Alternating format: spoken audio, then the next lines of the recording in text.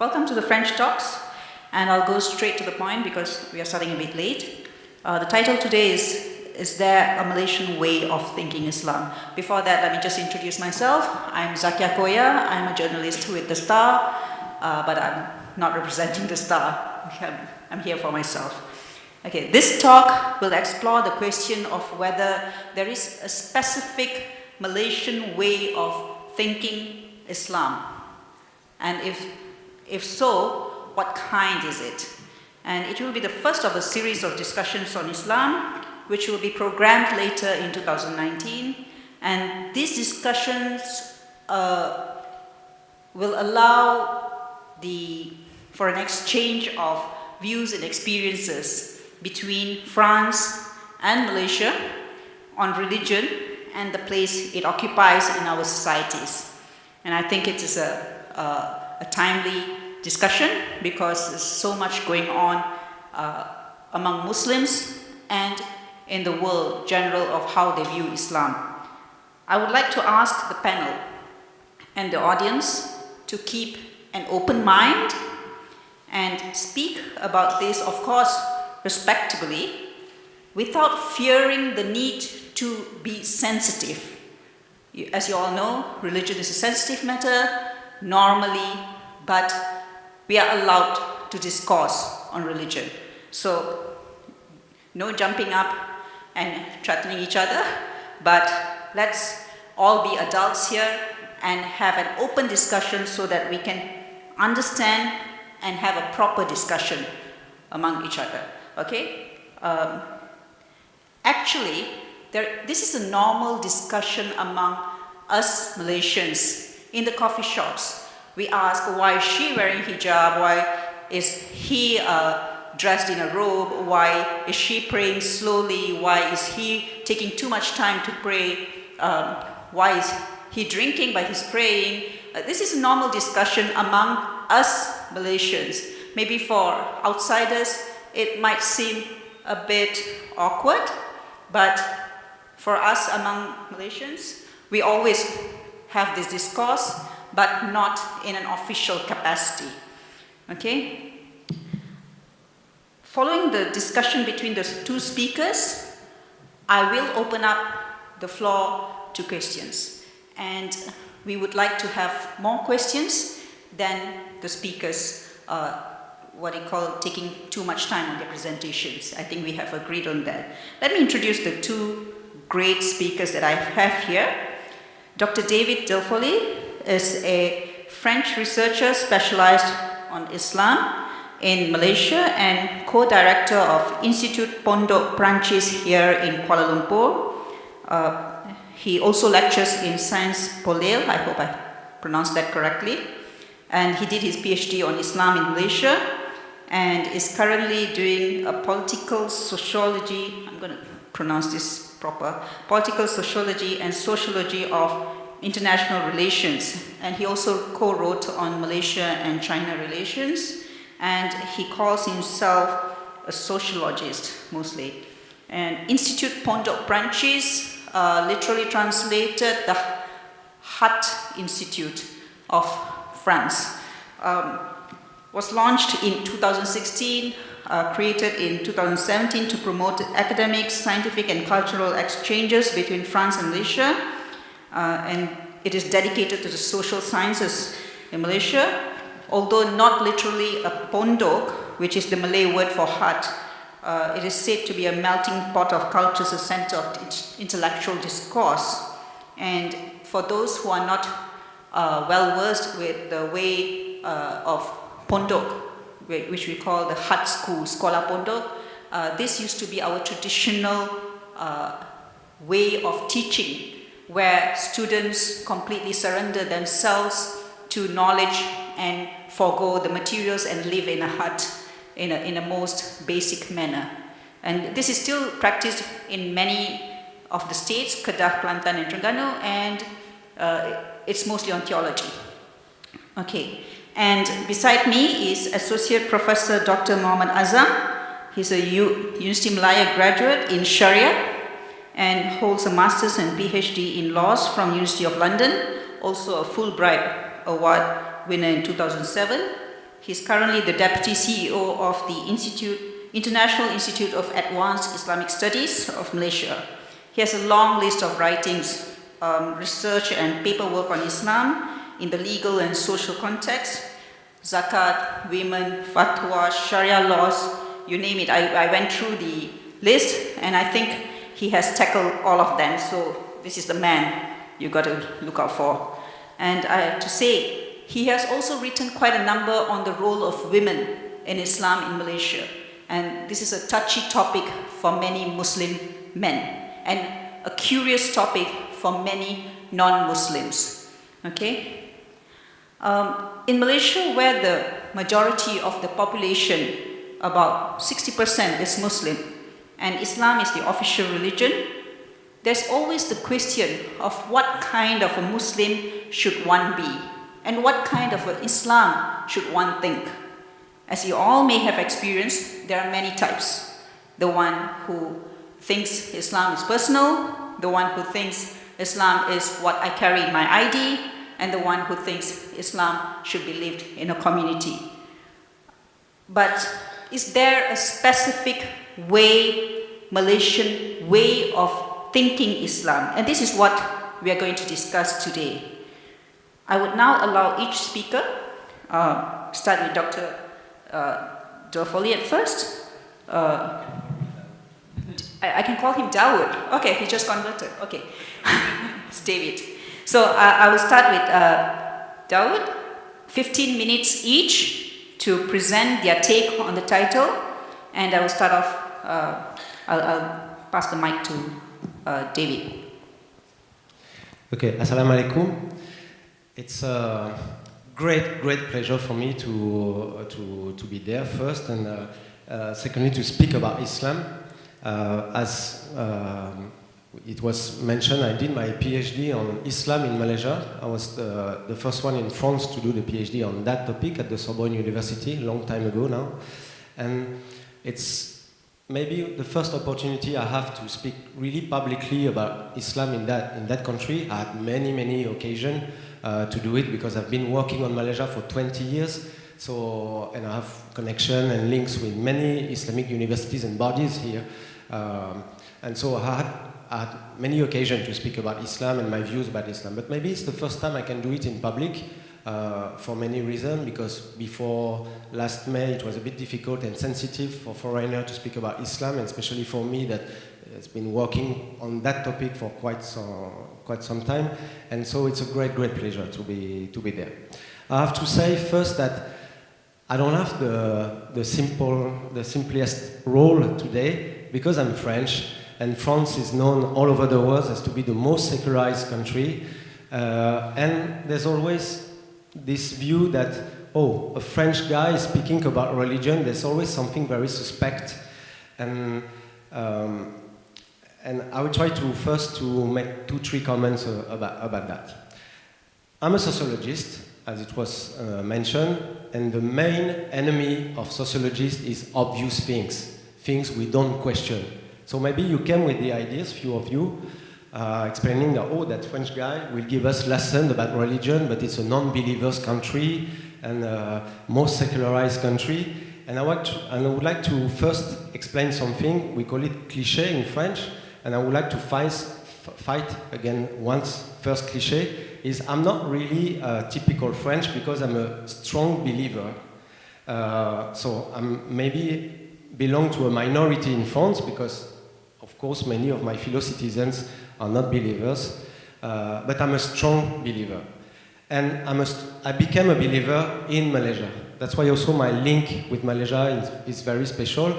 So I didn't become a Muslim, even if I was invited many times by Muslim organization here to become a Muslim, but I'm a strong believer.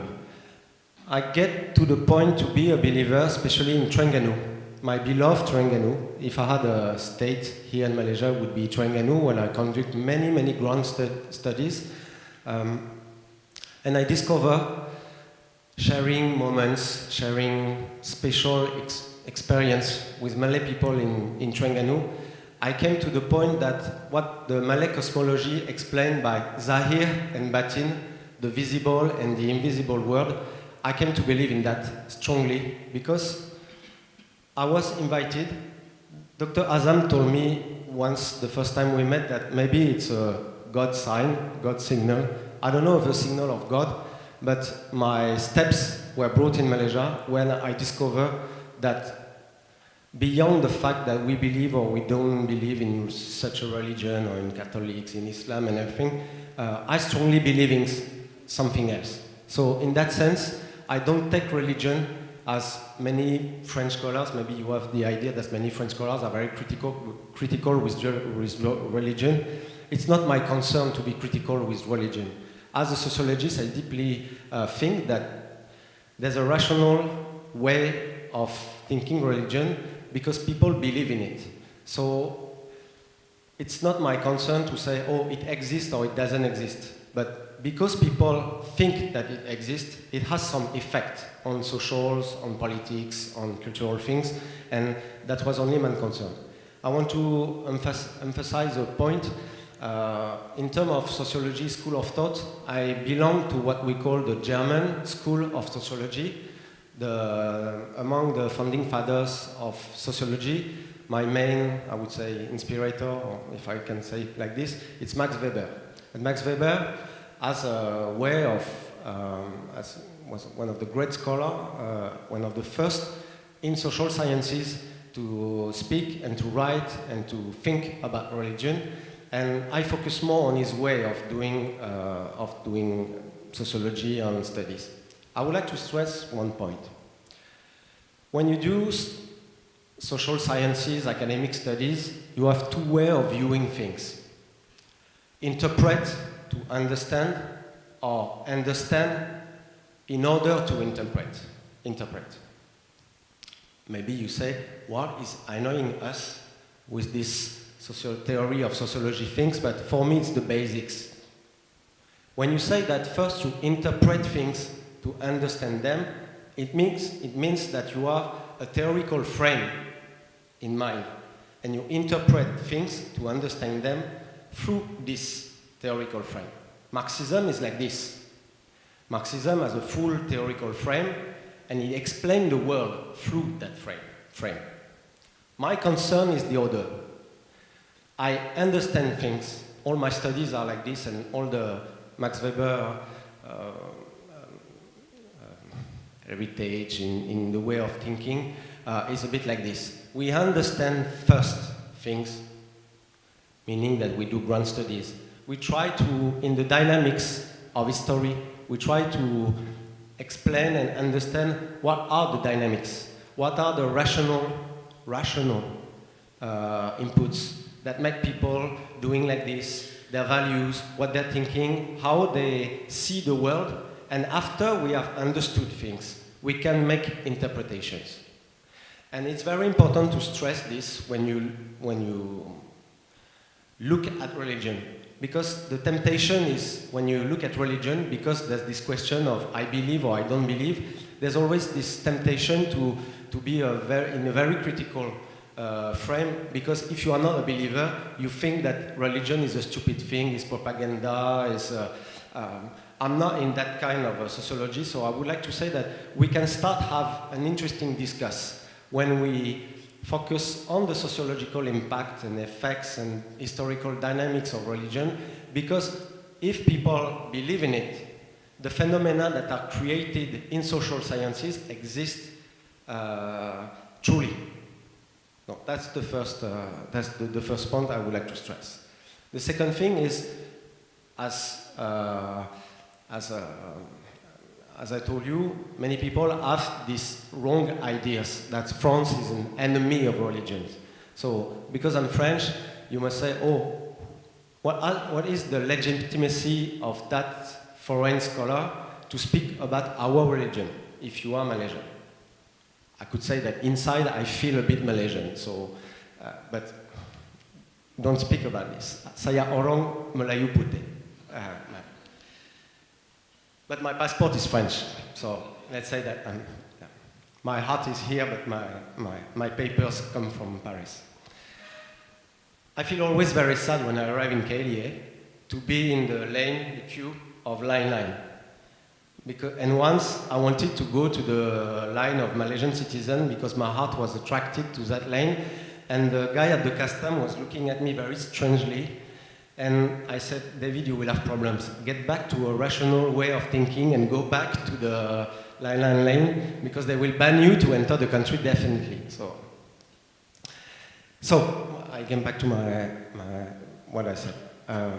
And it's another false way of thinking, or a not true point to explain what I said. Because France has mostly the longest and biggest tradition of religious studies, and especially Islamic studies in Europe. As you know, France has the largest Muslim community in all Europe, even more than in Germany, and Germany has more population than France. I checked this morning the latest data. Between 7.5 and 8% of the population of France is Muslim. So it's a quite huge amount. But beyond this, France, in terms of academic and research, has a very long tradition and a massive tradition of religious studies. So you could tell me that maybe there's a paradoxical situation for the country that is the most secularized in all Europe and in the world maybe, and at the same time that has the academic studies, the more active, the more prominent in all Europe on that question. And it's not a paradoxical situation. It's because since the French Revolution, our scholars, our intellectuals kept thinking of the religion between the state, the society, and religion. And because we have that system that you may know, we call it laïcité in French, because all along the 19th century, the relations between the Catholic Church and the French power were quite complex, we needed expertise. We needed people to do the studies, to know more the religion. I would like to add also something. Among the French colonies, there were many Muslim countries in Maghreb, in Middle East. So there was, from the beginning, a great expertise on Islam in France. And today, if you look at the religion studies in all Europe, France has the main number of scholars that work on religion, and especially on Islam. We have few research centers in France that are fully dedicated to religion, and 2 or 3 of them are fully dedicated to Islam. I would like to stress another point. We are the only country when we have a full academic journal dedicated to Islamic finance, for example. And this is things that people don't know. That's why it's always very interesting when I discuss with some foreign scholars and they say, oh, you're French, you work on religion, oh, it's not so common. And I always tell them, no, it's the contrary. Many of us are working on religion. Many of us take a great attention to religious phenomena, even if they don't work mostly or mainly on religion. Because we consider that it is a very important social and socio-political phenomena, and we have this expertise. There's a long tradition also, because the Orientalist school in France was very important, and we have that tradition also in France of Islamic studies, mostly, I have to confess, focus on the Middle East, but mainly on the world, Islam world. So, to come back directly to the topic, and I will try to be brief on that, because after I will take more time with the questions. There's so many things to say about the Malaysian Islam. First, I won't speak about it, but I would like to tell everybody that what surprised me speaking about Islam in Malaysia is the aesthetic dimension of Islam in Malaysia. Malaysia has compared to the population, the higher number of mosques and wonderful mosques and impressive mosques. When I miss the country, when I feel lonely and I miss my Malaysian roots, sometimes I write to my friend, Dr. Jarina, to get back a little bit of touch from Terengganu, but when I really miss Malaysia, I hear Azan.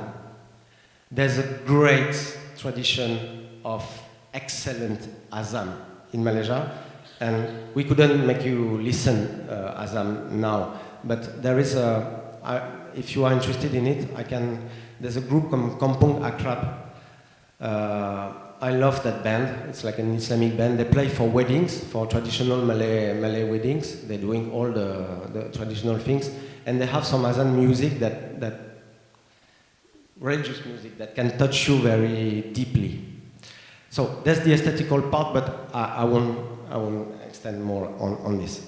I would like to emphasize 3 key points, 3 key components that for me make the specificities of the local Islam. First is what Max Weber in his studies on sociology called legal rational. Max Weber described a process for religious and things from tradition to magic to legal rational. And Malaysia is for me the epitomic example in the world of a legal rational way of dealing with Islam. It's not something very new, because people have in mind that it's UMNO, and especially after Dr. Mahathir came to power the first time in 1981, that the great movement of institutionalization of Islam appears, that it's during this period that what we can see from the modern Islamic organizations appeared. But in fact, it exists from much more before that period. Maybe you don't know, the really first so-called modern administration that was created in Malaysia based on the emulation of the model of colonial administration brought by the British is not for economy, is not for transportation, is not for even education. It's for Islam. The first administration, modern administration that was created in Malaysia was Agama dan Adat Melayu administration of Kelantan at the end of the 19th century. Why? Because at that time, the British system at the beginning was they let the Sultan rule the Adat Melayu, the tradition, the Malay custom, and the religion. And the scholars and the intellectuals among the sultans, they noticed that those British, they perform very well with their way of administration things. And because the sultan has only that domain, the custom and the religion, he was free to do what he want with that, they emulate the way of administration that the British brought for economic affairs and everything in the religion to reinsurance their own power, emulating the colonial ways. And this tradition of administration and legal organization of Islam in Malaysia was a key component of the way it evolved until now. If you look at deeply, you have lots of bodies that rule of Islam. The organization is very sophisticated. You have universities, think tank. There's a complete ecosystem that rule Islam in that country. Far from the traditional way that we can find in some other country, or even charismatic way of dealing with Islam. It's very bureaucratic in a good sense of the word. And especially if you look at the legal system, the Sharia system, you cannot find in another country Islamic legal system that is so close to the normal civil law. It's a professional Sharia legal system that we can find in Malaysia, because they brought this legal rational way of dealing things in the religion at this really point. So that's, for me, a first dimension that makes the specificity of local Islam. The second one is the relation to what I would call materialism. if you get back to the Sunnah, the tradition of Islam through the Prophet, it's a religion of merchants.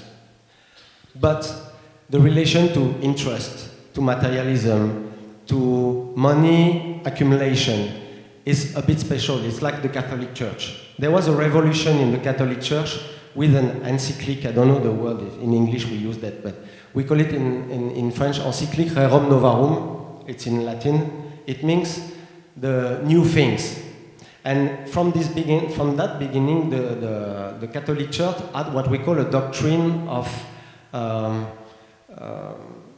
the social doctrine of the church. And they reconciliated the profit, the economy with the believers.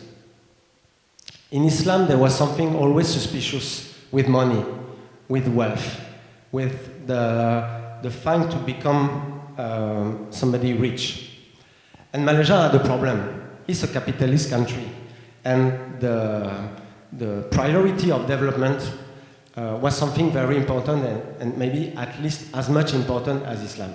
And there was a great work that was done in Malaysia to make the development, capitalism, and the religion be compliant. So there was a great work of local Islamic scholar and local ideology to reconcile Islam to materialism values, and I would say with Asian values, because we are in Asia, and it's one of the specificity of the local Islam. For me, it's a truly Asian Islam, because of this question of materialism. The success, the prosperity is something very important for Asian people and Asian values. And there was a kind of obstacle with Islam, because despite the fact that it's a religion of merchants, so very dedicated to the economic exchange, there was a problem with the question of materialism.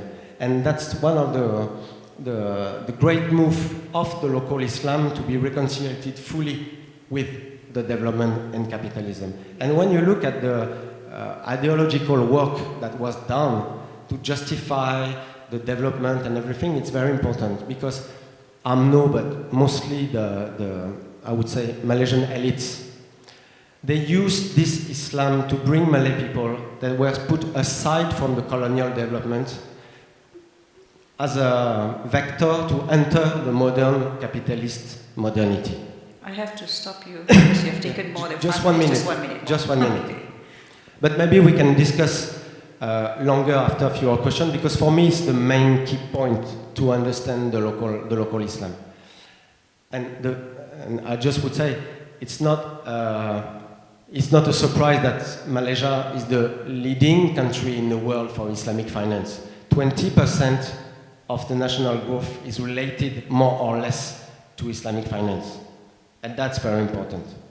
The third point is we have a very politicized Islam here for historical dynamics, because Islam was used as a core element of Malay identity. Because Islam is my colleague Elsa Lafay de Michaud, when she described Malaysian economy, she called it a sovereign economy. I would say that Malaysia have a sovereign Islam. An Islam fully controlled by the state, fully fueled by the state, fully used politically by the state. It's not a good, I don't say it's a good thing or it's a bad thing. It's a very important element also to understand the long-term dynamics of religion here, and maybe some contemporary issues related to religion, but maybe your question will be related to this, so I will stop myself. Terima kasih banyak. Or not, I would have stopped him anyway. So, okay, David has taken about 20 minutes. Now, I will pass the mic to Dr. Azam, and you have 20 minutes as well. Okay. Big fair. Okay, thank you very much, Latifa. Assalamualaikum and good evening, Your Excellencies, ladies and gentlemen. I'm very delighted to be here with Dr. Daud, who I met before. That was sometimes last year at my office.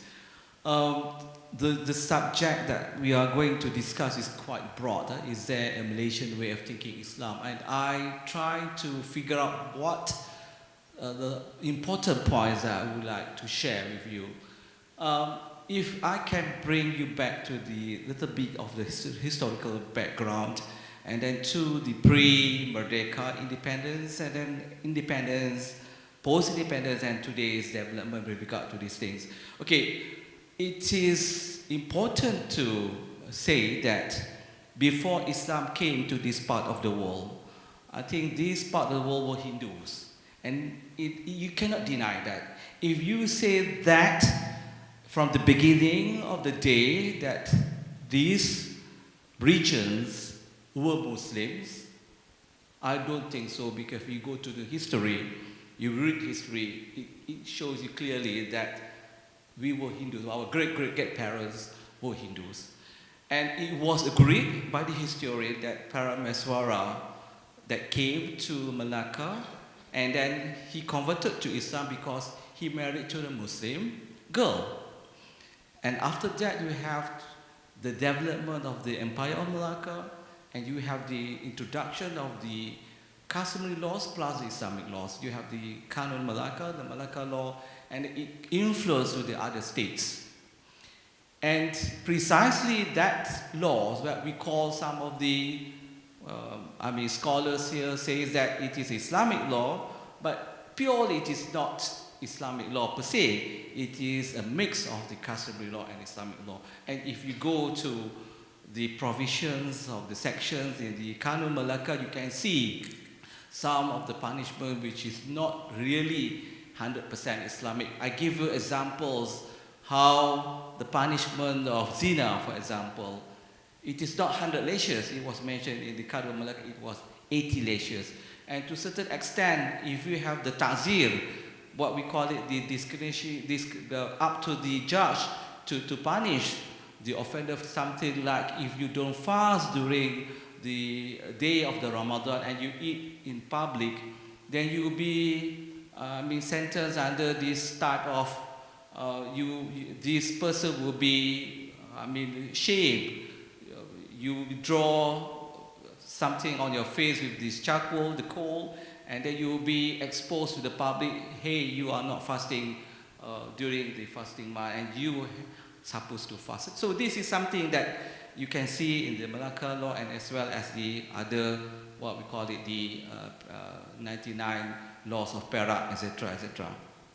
So when British came, and we have so many colonies, we have the Portuguese, and we have the Dutch, but the British was the one who influenced the law, and as far as the law is concerned, when it comes to Islamic law and the Malay customary laws, Malay customs, that left to the respective sultans, and the British has influenced the other factors until we reach the independence. But we have these great commissions who designed our constitutions. And one very important thing that we have until today is the provisions that give the position of Islam, that is Article 3. Islam is the religion of the Federation. So there was a debate, a hot debate, whether it is an official religion, whether it is an Islamic state. And I wrote something about 2 weeks ago in an essay whether Malaysia is a secular state, taking into the consideration from the constitution, taking into consideration of what we had before. But anyway, the debate still continues. But what is so important of this is what kind of Islam that we are practicing. So when we talk about Islam, it has to go back to the respective states' provisions. Islam is not the federal matter, except Islamic banking, Islamic finance, takaful, insurance, whatsoever, that goes to the federal. But if you talk to other matters, it has to go to the respective states, including the non-sultan states, like we have the Malacca, Penang, Sabah, Sarawak, and also the federal territories.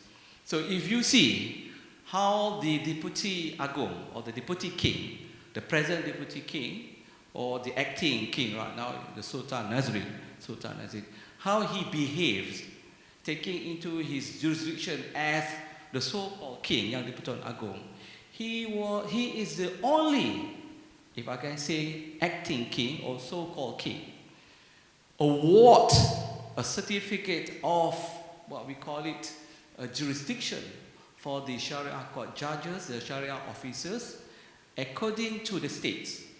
Because in the constitution, for non-sultan state, it has to go to the Agong, Yang di-Pertuan Agong, to the king. So what happened for the last couple of months? He went to Malacca, had awarded certificates. He went to Penang, he awarded a certificate to show to the public, to show to the people that this is under the jurisdiction of the king, because these states have no sultans. Okay, so that would be something when we talk about matters of Islam pertaining to the states. I move a little bit because I don't have time, but lots of things to share about how these Muslims and non-Muslims, majority, minority, that shaped what Islam here in Malaysia. You cannot deny that we have about 60% Muslims. Only 10% majority, otherwise it will be 50-50. But you have to remember during, just before independence or just really after independence, the population was really different. So the non-Muslims were in majority then. But of course the population of the Muslims, flourishing, and we have nowadays until today is about 60%. What is so important when we talk about the 60-40 Muslim and non-Muslim is, some ideas of what we call it in the jurisprudence, the model of Malaysia. What we call it in the jurisprudence of the fiqh, in the Arabic term is fiqh at-ta'ayyus, is the jurisprudence of coexistence. So we have to articulate these things. This is very important. If you have the majority Muslim countries, minority non-Muslims, then you have this fiqh or jurisprudence of coexistence.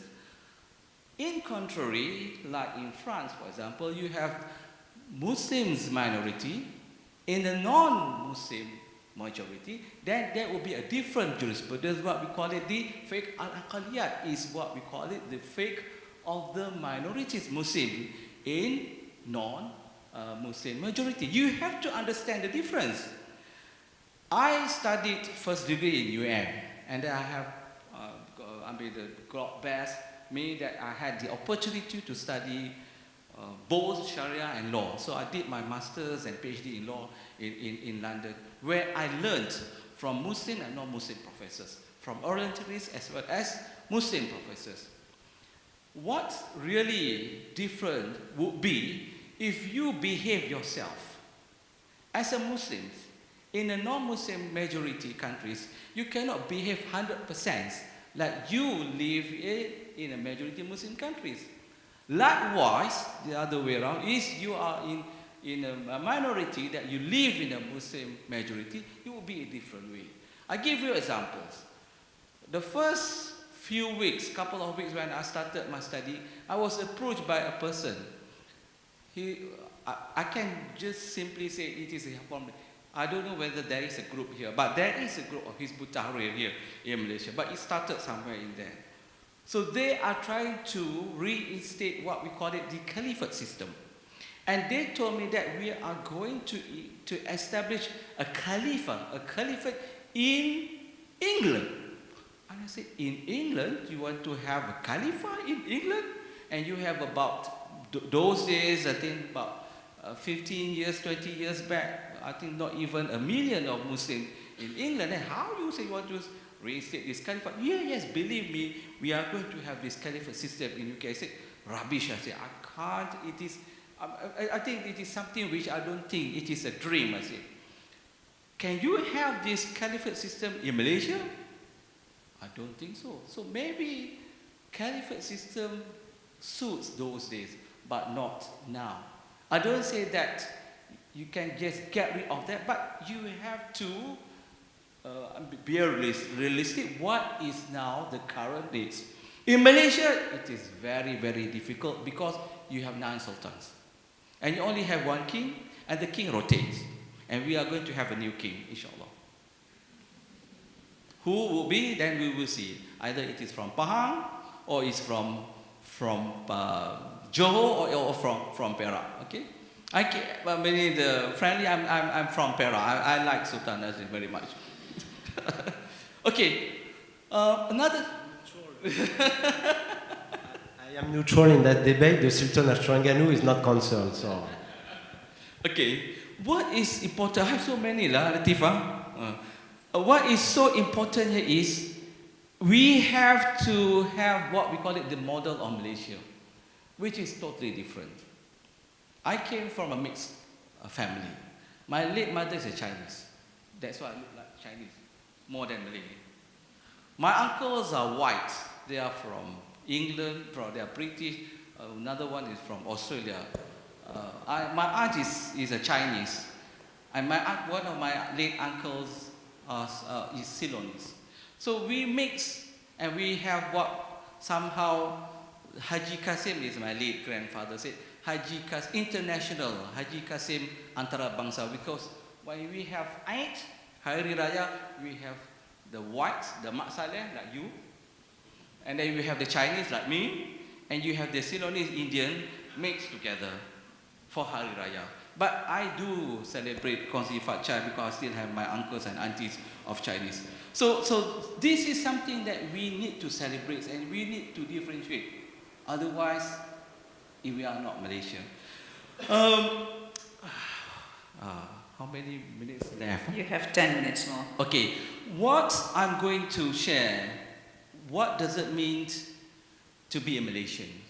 Okay, when we talk about Islam, I think I'm not saying that I'm old enough, but during my younger days, I was sharing with Latifah.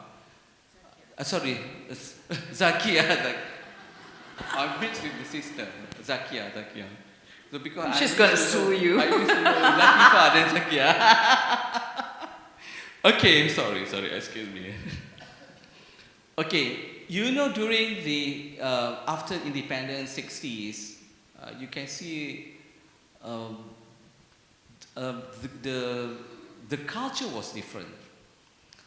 The mix between Muslims and non-Muslims are really significant, really happened. And somehow, slowly in 70s, 80s, 90s and beyond, you can see the atmosphere was different. And I believe that it has something to do with the education. I believe that the syllabus and the curriculum in our national schools got changed. I used to learn other religions when I was at primary school, but that has not been in the curriculum anymore. So we have these problems of the curriculum in the schools that has taken away of what the reality in Malaysia. How do you expect other peoples to respect your religion if you don't respect the other religions of others? That is very important for me as far as I'm concerned. Okay? And I think because of that, when we have Dr. Mahathir in his first, he was the fourth Prime Minister, when he came in 1981, he introduced what we call it penerapan nilai-nilai Islam, what we call it the Islamic values, where you calculate the Islamic values. And then came Pak Lah to Abdullah Badawi, he introduced what we call it Islam Hadari. Came Najib, he introduced what we call it Wasatiyah. And now, with Mahathir returned back as a Prime Minister, and Datuk Mujahid is the Minister in the Prime Minister's Department of taking charge of religious affairs, supposed to be the Islamic affairs. So he is promoting what we call it the three principles, as everyone knows here, Rahmatan lil Alamin, the mercy to everyone, not only Muslim, non-Muslims, animals, the environment, etc., etc. Maqasid Sharia is the objective of Sharia. So this is very, very important subject matter, which will take hours and days and weeks of discussion. Because very important, if you would like to say that this is permissible, this is haram, prohibited from the faith perspective, from the fiqh perspective, but taking into the objectives of Sharia, that rule might change. I'll give you an example how this power sharing system that we have in Malaysia. I remember in 80s, one of the leaders of the political party said, you cannot give a vote to non-Muslims. You be considered as infidel. You will consider as murtad. Because you give your support to a non-Muslim as a vote. But that has changed because of the power sharing system, which I think it suits only Malaysia. Likewise, what is taking place in Tunisia. Some people say Tunisia is a secular state, is a secular nation. Turkey is a secular nation, despite whatever they call it. Turkey, yes, in the constitution it clearly states that it is a secular nation. But that suits them very much. Okay? Do I still have time? Okay, 5 minutes. What is so important, I think, is we have to go back to what the teaching of the Quran. And I think very important in the Surah Al-Hujurat verse 13. Allah says, Ya ayuhan nas inna khalaqnakum min zakarin wa unsa wa ja'alnakum syu'uban wa qabaila lita'arafu. In akramakum innallaha atqakum innallaha alimun khabir. O mankind. It does not say, oh you who believers. It says, oh you mankind. It means to all of you. We have created you from male and female and made you people and tribes that you may know one another. I think this is very important. You have to know each other. And in Malaysia, know each other is during celebrations of Hari Raya, Deepavali, Christmas, and you know these things recent. I think every time when it comes to Christmas, then you will hear these things. You cannot wish your Christian fellows Merry Christmas. Come on, man. Are you saying that this is something against the teaching of Islam? That's why I said the model of Malaysia is very important. I think we are thank God that we have our present Mufti of Wilayah, which is very, very realistic, taking into considerations the reality of the population in Malaysia. Lastly, I don't have time, but I will go back if there is a question on that. I would like to stress one important thing that it does not mention in the Constitution, but it mentioned in our, what we call it, the national principles, the Rukun Negara. Rukun Negara was introduced in 1970 after about a year of this Black Day, the riot that took place on the 13th of May 1969. So the need to articulate this Rukun Negara or national principles for me is very crucial. I think the government should stress more on this. There was a call by certain groups, Chanda Muzaffar and certain groups, that we should have a preamble because our constitution, we don't have preambles. In the Charter of Medina, where the prophets rule Medina and they have this Charter of Medina, there is a preamble. But in most countries we have preamble, but not in our constitution. So there was a call that to have Rukun Negara as a preamble for our constitution. But I leave it to, to anyone that if there is a good thing to have. But anyhow, the spirit of Rukun Negara, which is very similar to Pancasila, but the difference here is Pancasila does not base to any religion. But in Malaysia, Rukun Negara is also for everyone. For me, there's no difference between Rukun Negara as well as what we have in the Article 3 in our Constitution.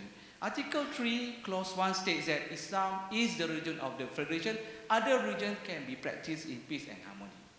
So if you go back to the Rukun Negara, so we have belief in God, then we have a problem. There is a move here that there is a belief in no God. There are questions raised to me, say, what is the position of Malaysians who don't believe God?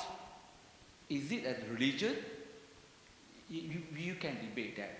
So you have this belief in God, loyalty to king and country, the supremacy of the constitution, the rule of law, courtesy, and morality. They are all governed on the constitution. So if you read the constitution, you have to read it entirely. Don't read it only certain sections, leaving the other sections. So because of that, Article 11 in the Constitution allows freedom of religion, but there are restrictions under Article 11.4 with regard to the propagation of non-Muslims religion among Muslims. And that reason why it was put in the Constitution is for the sake of harmony. So that was the big thing that we have to compromise. Unlike in Sabah and Sarawak, the word Allah can be mentioned in the Bible, can be conversed in public, but in Peninsular Malaysia would be different. So somehow we have to take care of this sensitivity between Peninsular Malaysia and also in Sabah and Sarawak. So with that, I think there are so many other things that I would like to share, but perhaps we can share that in the Q&A. With that, I pass back to you. Thank you, Dr. Azam. Okay, we have heard two very lengthy, different ways of presentation as to the topic, although they have sort of steered away from the topic a few times. I was very tempted to pull them back, but since no one was protesting, I decided to let them go on. Okay, my first question, before I open up, I have a few questions for David and Dr. Azam. David has spent much time in Terengganu, and he in fact, he has studied Islam in Malaysia. My question is, do you see the difference in the way Terengganu people think as Muslims and the people outside of Terengganu? Because when we talk about Islam, it always goes back to the east coast of Malaysia. Do you see there is a difference in the way Terengganu people think, or in the east coast think Islam? For me, it's not a question of Islam. It's because the structure of the state is very different in urban areas. It's just a question of sociology. When you live in a kampung or in a place where what we call social control is very important, the pressure on people to follow the tradition, their routine, I would say like routine, is less questioned than in urban areas where people are mixed, when they have opportunities to see something different, to think differently, to have... It has changed a bit with the social medias, because in Terengganu, maybe if some of you never came this, it's not an isolated places. People have TV, they have access to internet, so they are informed. I said once to a minister, a member of the government, that people in Terengganu were more informed of what happened in Putrajaya than the people in Kuala Lumpur. Because they all have a cousin, a brother, a relative that work in the administration in Putrajaya and all know the gossips, the stories and everything. So thanks to the new technologies, things I could notice that things has changed a little bit. But related to the belief, do I'm a good believer or a good believer, it's a question of personal things. So you have in Terengganu, like elsewhere in Malaysia, people that start to, I wouldn't say quit religion, but question more. We have that discussed previously, especially among generation. I was surprised 3 years ago, I was in Terengganu, it was the first time I've seen, during the Friday prayer, some young people on motorbikes in the deserted roads of Kuala Terengganu, because the Friday prayer, of course, in Terengganu is quite followed. But there was lots of young people wearing baju Melayu, and they were racing on the deserted roads. They didn't go to for the Friday prayer. They pretend to go, and they say to their parents that maybe they will go, but they didn't go. Because among the young generation, of course, there's a movement of secularization, I wouldn't say secularization, I would say questioning more religion. Because with internet, they have other models, they hear something else, but I wouldn't say that the faith is different. It's because the social organization of the state is more traditional, or is more the social control. I like that word. The social control is more important. So the people are invited more to follow the tradition, the routine. But I will take the opportunity of your question to just say something. I'm often asked by French people, do that people are real believers?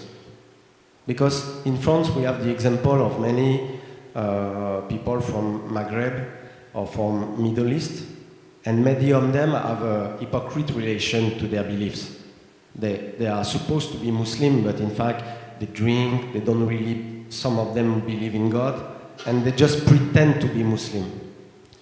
In Malaysia, I was surprised by the deep sincerity of the faith of the people, but not only the Muslims, all the others. And I explain this by the strength of the pre-Islamic belief that was in that country. If the Malays today are, I would say, true and strong believer, it's because the structure, the heritage of their relation to what we call cosmology, of mysticism, is very strong and is deep rooted in the history. And as you mentioned, Islam came after some other religion. But more than religion, Islam came on a mysticism basics that were very, very strong.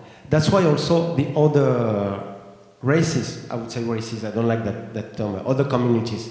If you look at the Hindus, Catholics, also the Chinese religion, it's a country of true believers. Because the mystic of the country is very strong, and the local Islam is very infused by these mystical things. That's why in Terengganu, I mentioned previously that I became a believer in Terengganu. In Terengganu, they are, I would say, good Muslims, but they also believe in Bomos. They also believe in all these Chris spirit and stories. They believe in Zahir and Batin, even if sometimes it's not really Islamic for some, they believe in Tuyul, Chindai, Pontianak, all that kind of things. One of my friends, she didn't want to come to my place before because she told me, there's Orang Bunyan in your place. And she's a very typical believer of that country. So I wouldn't say that there are differences between the states in Malaysia. I would say the whole country is a country of believers and true believers. That's why, it's an explanation that the religion is so important also in the identity for Malay people, but not only for Malay people, also for Indian people or for Chinese. I'm always very surprised when I mix with my local Chinese friends. Most of them, they are epitomic example of modern yappies and everything, and you can say, those Chinese people, they only interested in business or in kind of things, on modern things. But when I went to the temple with some of my Chinese friends, that's supposed to be very materialistic people. You can see in the eyes, you can feel in their vibes, you can see in how they relate to the clan or to the history of their family. They are strong believers also. Okay, thank you, David. My question to Dr. Azam, do we have an official way of thinking Islam? And do we have an unofficial way of thinking Islam?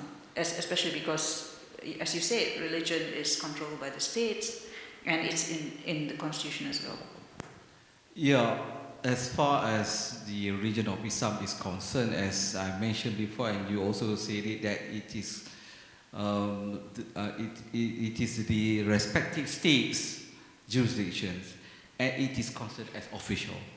So if you say that, for example, in the state of Selangor, when there is a sermon of the Friday prayers, the second sermon of the Friday prayers, where you have the prayers, the dua, and in the state of Selangor, it is clearly mentioned in the prayers that please protect us from certain groups of what we call it teaching, which is against of Islam. And they clearly mention in that prayer that avoid us of influence with the Shiite teaching. And it is clearly stated in the state of Selangor. But other states in Wilayah, for example, I hardly hear that. And that is considered as official. And of course, the respective religious department or the council, Majlis Agama Islam, is the highest authority of that matter. And they supposed to advise the respective sultans. And of course, the closest person to the sultan would be the muftis. So you have the official Islam, which is governed by the state enactments, and that's why if you do anything that against the state enactments, it is an offense, and you can be punished accordingly if that provision is clearly stated in the Sharia offenses of the state. So you have this debate, and you can, I think from what you have seen and watched and heard, that there were certain cases that were brought to the court, to the civil court, challenging on these certain issues. Some,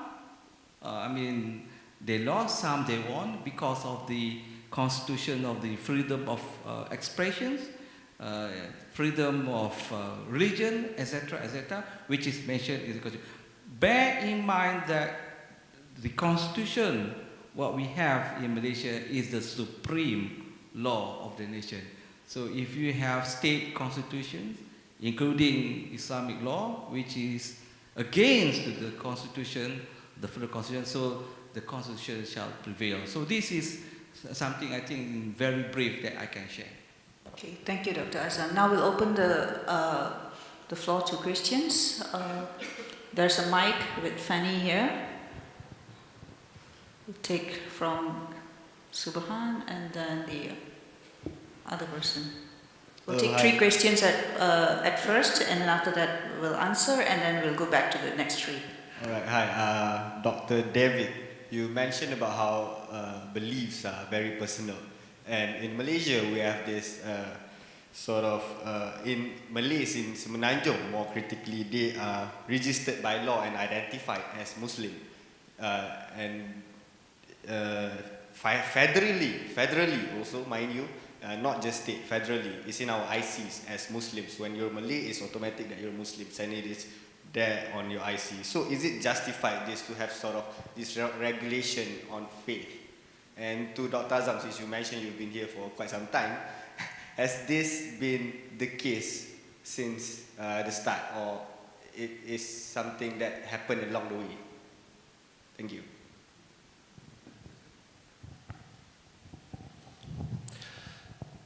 As I mentioned, in my 3, for me, the 3 main dimensions or the 3 specificities of Islam in Malaysia, that's the legal, rational, right? And what you just mentioned relate to this regarding the law and the relation to materialism. And I said that there's a very important political dimension of the way Islam is conducted here, and regarding the ideology or theology debates, it's also under the many control by the state. There's some influences here. If you look at get back to the past, there was many debates between a kind of a Sufi way of thinking the local Islam and Sayyid Muhammad Alatas, what he brought in that country. Many elites in that country were following his teaching, and some other parts, some others groups. And there was debates among the elites, the Muslim elites, what is the true followings. But beyond that ideological things regarding to Islam, there's the strong political dimension. And what you mentioned about the idea is related to political reason. Is in this Bumiputra or non-Bumiputra things, because Islam was an important vector for the structuration of Malay identity. Because the Malay identity was a creation of the colonial period. And it's always very surprising when you are with Malaysians, they consider us like, I'm a Malay, I'm a Chinese, I'm an Indian. But when you are with different Malay people, they don't refer to Malay. They say, I'm from Terengganu, I'm a Kelantanese, I'm a Johorian, I'm a Parakian. And in the history, the anthropologists, the sociologists, they emphasize that there was some quite important difference among those people. And so to unite the Malays themselves for political reason at the federal level, there was that political dimension brought in the way of dealing with Islam. And what is a paradoxical situation now in Malaysia is we are in a multiracial country. And Dr. Azam mentioned that it was very important to have this FIC for interface dialogue, interpretation of Islam for interface dialogue.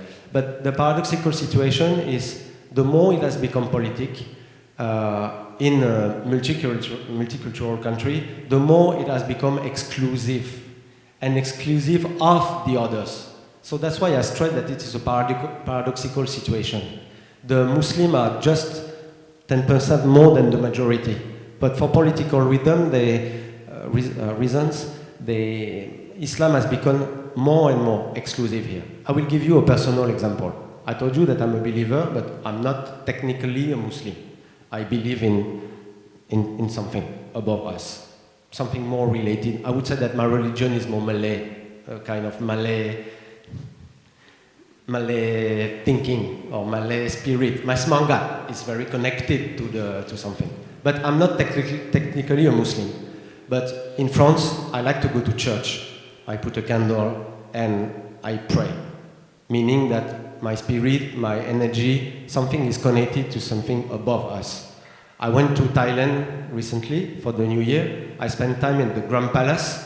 My God, I was like touched by energy all around me. And I sat in the Grand Palace for 2-3 hours and I could feel something. So maybe if you are a Muslim, you call it God. I call it something else. Yeah. When I'm here in Kuala Lumpur or anywhere in Malaysia, I have the attraction to go to mosque. I love mosque. The spirituality of mosque, the sacred things of mosque.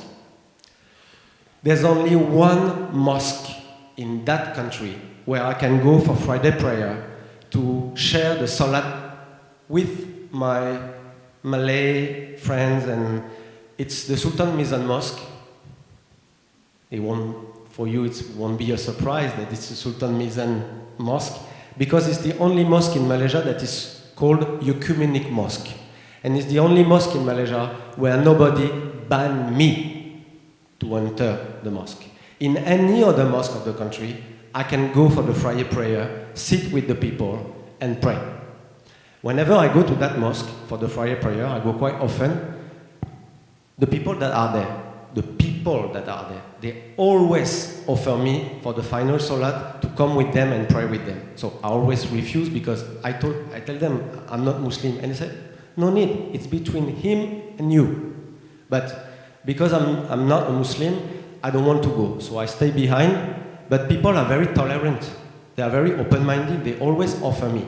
But when I go in another mosque in the country, anytime they say, oh, are you Muslim? So I won't lie. So I say, no, cannot. Even once somebody told me, you are kafir, you cannot enter the mosque because you are impure. And it's a very, my own example is something that related to your questions. It's for political reason. That Islam that's supposed to be in a multicultural country, open to others, especially open to non-Muslim. For, Gongzi Fatchai, you go with your Chinese friend. For Christmas, you go with your Christian friend. For Hari Raya, I'm always invited to Hari Raya, even for the first day in Terengganu, to share with the people there. But if tomorrow, some of you, if you are Muslim, tomorrow you can enter freely a church. And because it's a sacred place, nobody will ask you if you are a Christian or not. Because those places, sacred, are supposed to be open to everybody. If we go to an Hindu temple, nobody will ban us to enter. If we go to a Chinese temple, nobody will ban us. They will offer us incense to put in the, in front of the things, and you pray in what you want or who you want, but you are in a spiritual place, and you can share the spirituality and the strength of spirituality with the other people. What is very sad in that country is, for political reasons, the Islam that is supposed to be open to everybody has become very exclusive to the others.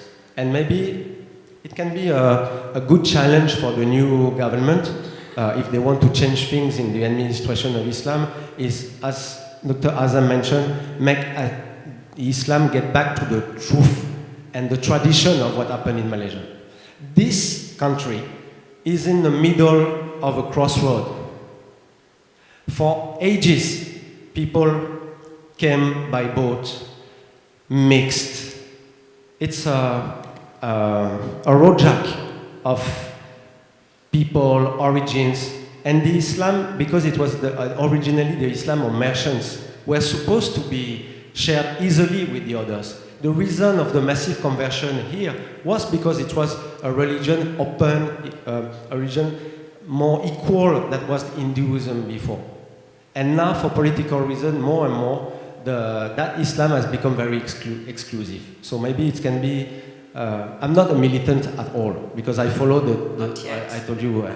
But if there is one point when I could be a militant, is on that. Let the mosque open. Yeah. Well, he's not a militant yet. Okay. Okay, thank you very much. I think I offer myself, Daud. I call him Daud rather than David. I mean, it's the Islamic name of David. I have been telling him that you can come to any mosque. I can take you to any mosque. And if you put your kopiah on your head, I think definitely they will allow you to come in. And Dr. Azam said he will lie for him. Okay, as far as the word religion is concerned on our identity card, I can't recall exactly when it was made compulsory under the registration department. But I can remember as far as I was 12 when I first got the blue IC, which is handwritten, not the one that we are having right now. The word Islam was really there. Okay, but surprisingly, the original birth certificate, it was also written in handwriting in those days. So my late mother was a Chinese, and somehow the Muslim name was supposed to be Zubaida Abdullah, but in the birth certificate it written Feng Xiu Moi in Chinese, and there's no mention of religion. Likewise, my father is a Muslim name, and I think I also can't recall the word religion or Islam mentioned there. But somehow, I can't recall exactly when this was introduced. But as far as the matter is concerned, there's one landmark case, that is Lina Joy. If you can remember, during the trial in the High Court, the late Justice Faizal Tambi has ruled out that as long as you are Muslims, you cannot leave Islam. And her application to delete the word Islam on her IC was rejected. One, because of in the Constitution under the Article 160, under the interpretation of a Malay must be a Muslim, habitually speak Malay, Bahasa Melayu, as well as practice the custom of Malays. So Justice Faizal said, you are not allowed. But technical thing, you can, from the technical point of view, you can apply to live Islam at the Sharia court. Doesn't mean that every Muslim will go to the Sharia court and seeking living the region. I have been sharing with so many people, I say, as far as Islam is concerned, and if you ask a bad Muslim, he drinks, he committed all the big sins, but he said, don't say that I'm not Muslim. I'm a Muslim, but I'm a bad Muslim. Yes. Like the Malays, whatever things, nasty thing that he or she has done, he will not say, I don't touch pork. At all. At all. But he drinks. He commits zina. Whatever things, big things you mention, he will commit. But he remained as a Muslim. So to remove that thing would be something which I think you have to go back to the history, which I say that if you ask me personally, for me that is not a big deal to have that one. But it gives problem to some people who were born as Muslim but not raised as Muslim. Or who were born as one of the parents are Muslim but not raised as Muslim, because the identity card will keep the word Islam, and you have seen so many cases that they apply to the Sharia court to get rid of this thing. And in reality, the Sharia court granted this application. So you don't say that apostasy or the word living Islam or renouncing Islam does not take place in Malaysia. They are, but with certain procedures that you have to follow. So I don't know whether I have answered your questions, but Jabatan Pendaftaran Negara or the National Registration Department, I can't remember exactly what year they have introduced that particular rules that if you are Muslim, then the word Islam should be there on the IC. Is it justified? That's what he's asking. Is it fair? From the constitution point of view, Islam is given the privilege, the special position. So by all means, it's fine. But if you say that, I don't want, but I'm Muslim, but I don't want the word Islam on my IC. I think from the Sharia perspective, it is the government, is according to the Siyasa Sharia. If the government says that it is good for the nation, but if you think that it's good, not good, that we want to get rid of that one, by all means, you can start the ball roll, and perhaps in the future that the word Islam on the IC is not there. But I don't think that will take place with the presence of the Majlis Agama Islam and Sultan. But I don't know the young people, because the young people think very, very different from what I'm thinking, or from the people like me at this age thinking. Because frankly speaking, when I was requested to be a mentor in TN50 project is completely abandoned because of the change of government. I was asked to become a mentor they have a different cluster. So one of the clusters was this religion. So you have these young people, a group of young people from time to time discuss about religion. You have Muslims, non-Muslims, Buddhists, Christians, etc., etc. So the subject matter they were discussing, which I'm quite amazed. I said, oh, so by 2050, you will have this type of people where religion is not the first matter. It's not important. Race is not important. Religion is not important. But we are Malaysian. So that is the thinking that I have seen for the young people, as what I have heard and experienced among Muslim and non-Muslim. But I don't know, because my perspective will be a little bit classical, a little bit traditional on that, because maybe because of my age, I'm not very sure. But the young people behave and think like that. So I can't really answer your questions according to the young heart or the young mind. I'm a little bit older than that. Okay, Dr. Azam. We'll take the second question from the gentleman back there. Yeah, the one holding the mic. Yeah. Bismillahirrahmanirrahim. Assalamualaikum. D'abord, bonjour à tous. Bonjour à tous. My name is Arif, and I'm currently pursuing my master's in philosophy in Istanbul. It's interesting to note some differences between Turkey and Malaysia. And I think what is interesting so far, I mean, Muhammad Abdul mentioned that he went to the West and he saw Islam but not Muslims. He went to the East, he saw Muslims but not Islam. And it's quite interesting because for me personally, I am of a mixed parentage. My dad is Punjabi and my mom is Malay. And I was raised Muslim. I believe in its tenets. I think it's an interesting religion. But here in Malaysia, I feel that there is a problem of identity, especially after the 2000s, especially for the young generation. There's this issue of identity because it's not been addressed. It's still lingering there, and it's festering into something which is very insidious, nefarious, it's evil. Because when you don't know who you are as an individual, it's sometimes difficult and you feel insecure. And there's this idea that you have to be Arab to be Muslim. I feel that this issue has to be addressed. And sometimes, I feel like sol et l'étranger, I feel like a stranger in my own land, because there's this idea that you have to have this conception of the other so that you can justify your own beliefs in a particular religion, i.e. Islam. So my question is to the panelists, what are some of the things that could be done to mitigate this idea that you have to be Arab to be Muslim?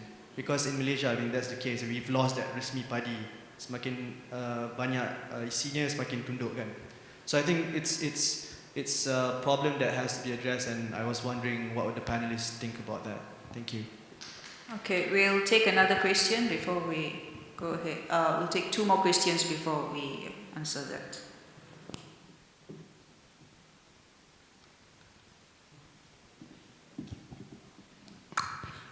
My name is Firdaus. Just a couple of thoughts from the discussion that we had. In Malaysia, we have a monarchy, and the monarchs take care of the religion. Whereas in France, there's no monarchy because you guys had the French Revolution.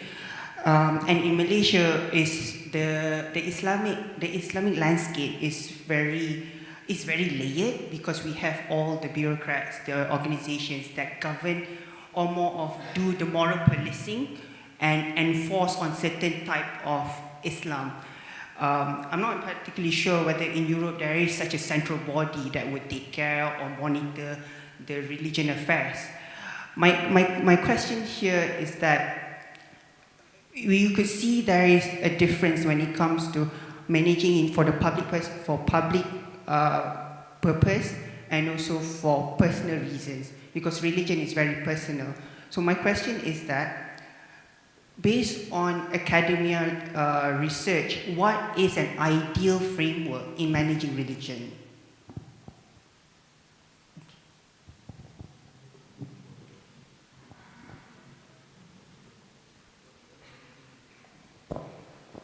Yeah, we'll take the third question.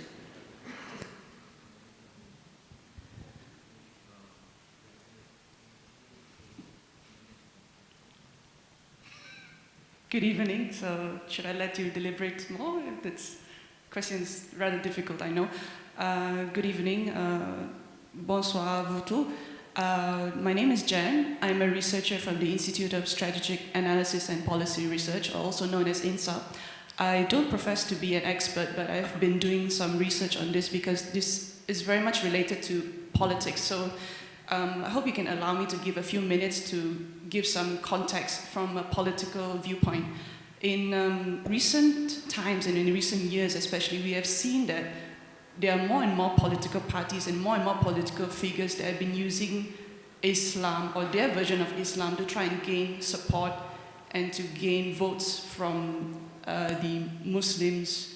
And we can see along the way, there are some rather, in some people's opinion, it's like a harmful way to perceive it because it's very based on the tangible things that you see, for example, tudung or no tudung, or the protest against beer festival, rather than the intangible things, For example, like, okay, you don't gossip, you don't talk bad about people, because those are things that you can't regulate.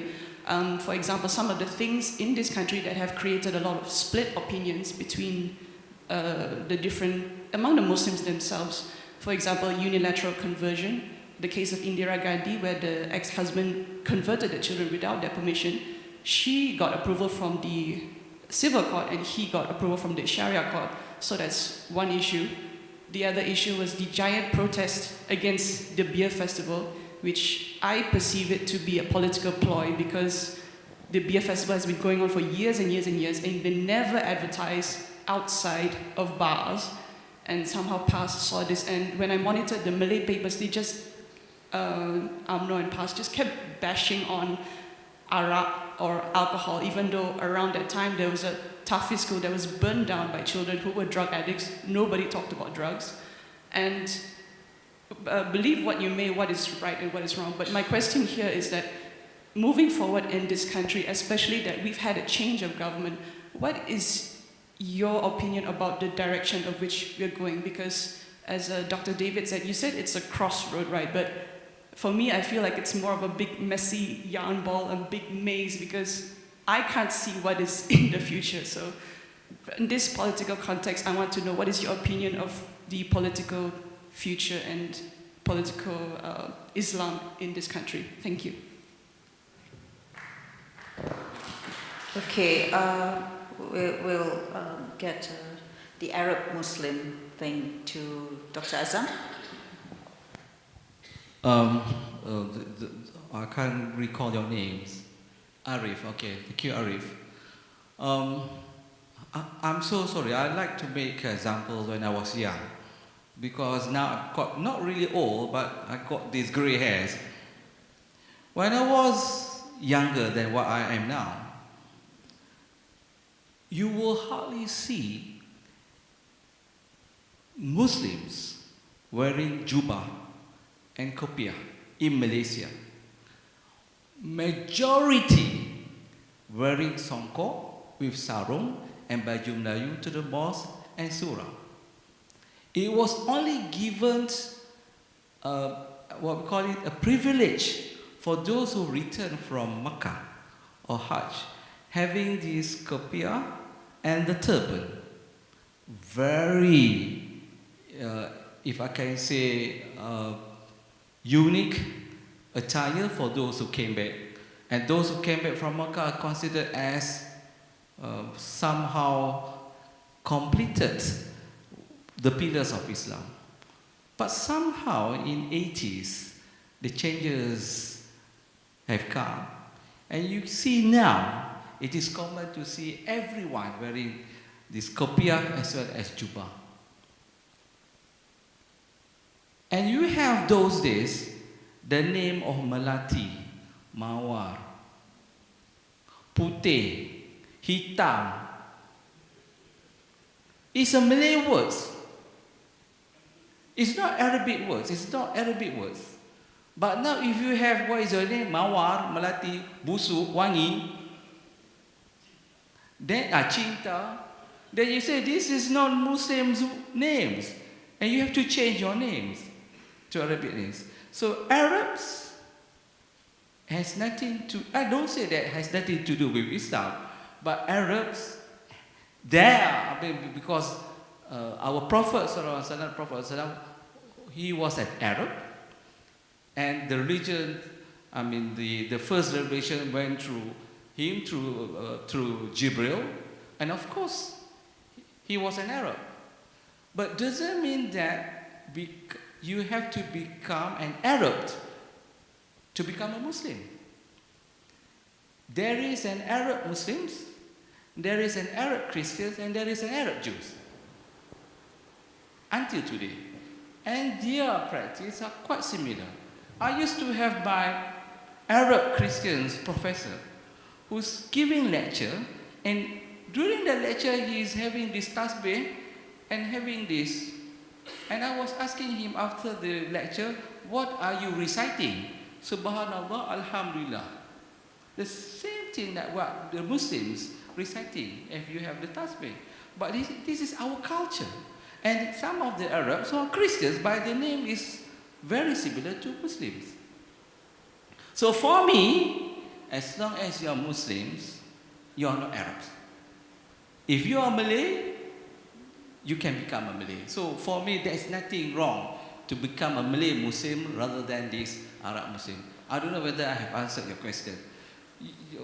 Apa question dia tadi? Okay, he asked if there is, I think we'll get Dawood to answer You first. want to answer that question? Yeah, is there a framework to manage, is there a proper framework to manage Islam? And he's talking about... Okay, maybe that we can answer. But I want to answer that lady's yes, question. Please. Okay. We, in Malaysia, we have dual system. We have the civil laws and we have the Islamic laws. Islamic laws cover for the Muslims and civil laws covers to both. And when we come to marriage and divorce, you have the Muslims and non-Muslims. So for the Muslims, it's under the respective Islamic family laws, under the states. And for the non-Muslims, it's under the law reform.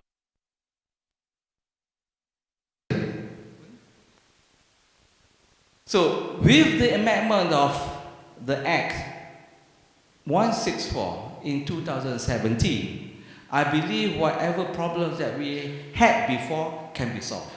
But there were, if I can say, debates, and also, if I can say, some Muslim groups, be it Muslim lawyers or be it Muslim NGOs, they say that they want whatever, if I can say, cases that involve for the marriage that solemnized under the civil law, when one of the parties converted to Islam, be given to the Sharia court. But I personally believe, according to the reality of the fiqh at-ta'ayush in Malaysia, fiqh of coexistence, we can choose the Law Reform Marriage and Divorce Act to settle the issue, because the marriage was solemnized under the civil law. So one of the parties converted to Islam, you cannot just escape and go to the Sharia court and that's it. So you have two orders, one made by the civil judge and another one by the Sharia court, and then you have this conflict of jurisdiction. I give a full support of the amendment of 2017 with regard to the Act 164, because I believe that if we have that provisions taking place, we can solve that problem. Okay, Dawood, about is there a proper framework to manage Islam in a country? Yeah, first I would like to reply to the second part of the question of Madame Abda, because you were asking if we have some prospective comments on the future regarding to the political situation. I would say that you have to divide in two different dimensions. When we are talking about social change or socio-political change, there's two dimensions we have to take in account. There's the structure, the legal system, and the practices. Nobody can stop the evolution of practices. So I refer to your question. You know, in the new generation, there's more and more people that doesn't find their own identity is the all categories of Malay, Chinese, Indian, because more and more that kind of categories, they show their limits, because they are political categories, they are not natural categories. They were constructed and used for political reason. And with the new government, with the evolution of many things, and I would mention something that we never speak, but it's very important. There's also, beyond Malaysia itself, a deep movement or dynamism of regional integration, more with China, with the other countries. And Malaysia is not a fortress.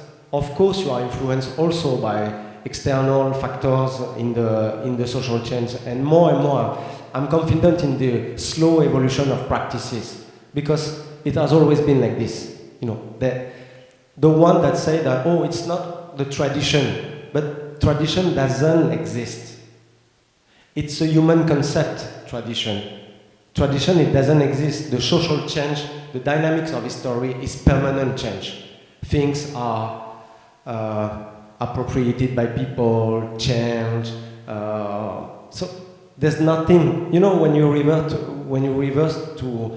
come back to a long-term tradition, for example, and you see how it is today. Of course, it's not the same. The meaning has changed, the way it is performed has changed, and it's the same for all the social institutions.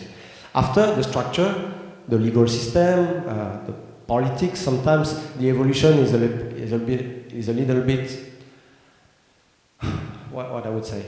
The dynamic is a bit different in terms of temporality, because of course there's some constraints and some other things that make that the mentalities, the practices change in a different rhythm than the political or the structure. But I'm quite confident in the future of Malaysia, because for three reasons, very simple reason. First, this country is first ruled by economical dynamics. If that country remains stable, no civil war. I know that there was May 13 was a very sad event for the history of the country. But if you look at some comparison with some other country, with the ethnic equation of Malaysia, in many other countries, they had civil wars, they had genocide or that kind of things. Malaysia remained a very stable country in the recent history. And the stability between the different communities, the cement of this is the economic dynamics. And because of the emulation between the different communities, the Chinese, the Malays, and I would say the genius of the people of Malaysia that find a system that make them remain together in a stable country with stable institutions. That is very important. Look at the transition in May. The local institution, they prove to everybody that they remain very stable. So I'm quite confident because that country has stable basics. The second thing I'm confident is because the education is very important in Malaysia. If you look at the ASEAN country, Malaysia is the only one with Singapore that has always put more money for education than military affairs, for example. And it's a key component in development assessment to prove that the level of development of the country has reached something that we cannot go back to with that. Sorry in the bad way I say it, but you all understood what I mean. So the education is very important in that country, and so because of all the elites of that country, depending that they are Malays, Chinese, Indian, they have a strong belief in education. So that's also, I'm confident for the future of the country. And the third thing is, because of this regional dynamic integration, there's something more powerful than internal politics. Even if there is there's in certain things, who will become the next prime minister, but there's a trend. There's a long-time trend for the trajectory of the country in the whole regional history that make me remain confident of the future of the country. And all these questions regarding Islam, regarding identity, in few decades, there will be at there will be secondary issues or secondary topic, because the country reach a certain level of maturity where all this question of identity, of nation building will remain behind. Yeah. But we have to be a little bit patient for that. And for your question, it's we could take 2 hours to reply to your question. A good frame to manage and teach religion in the country. I would say that for me it's very important to have religious classes at school. As Dr. Azam mentioned, when he was younger, not Bible, but the history of the other religion were taught in the school, and it's very important to understand each other. And maybe the question is always the more important thing is on education. That's why the new reforms for education that are started to be announced now. The new Ministry of Education is a very talented scholar, and maybe the ideas he try to promote look towards Singapore, to be inspired more by metacognition methodologies, more critical way of dealing with education. I was very surprised the first time I gave lessons, I did classes in that country. It was very vertical. More and more the education is changing, and they introduce new methods of teachings that are very, very important. And maybe to answer, sorry, not perfectly to your question, I would say that the best frame is a frame based on a clever and interesting education frame. Yeah. Because education is the most important. Transmission is the most important. In our family, in our daily life, transmission is the most important in life. The life has no meaning or no sense if there's no transmission. And all the history of societies are based on transmission of values, of norms, or ideas, sharing ideas, and so that's why I'm confident in this country, because the importance of education is deeply rooted in the elites of the country. So for everybody, it's something important. Okay, thank you, David. I'll have to close the floor because we are short of time. We've gone way beyond the time expected. In short, I think the two lengthy discussions and answers to the questions show that we don't have a Malaysian way of thinking Islam. And we are evolving, as David said, but at the same time we have to comply with the law. Even though we might think differently, but there is a law to be complied with, Sharia and civil laws.